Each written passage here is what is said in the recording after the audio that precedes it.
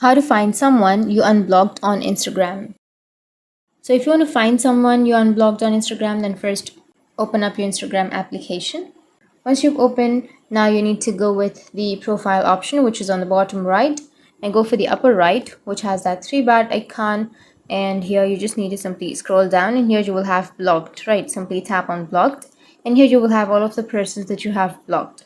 So if you want to find someone that you've unblocked, then what you need to do is you just need to simply tap on unblock, or you can simply go with their profile, and here you can simply tap on unblock, and again tap on unblock. And once you've unblocked that person, now you can simply remember the username.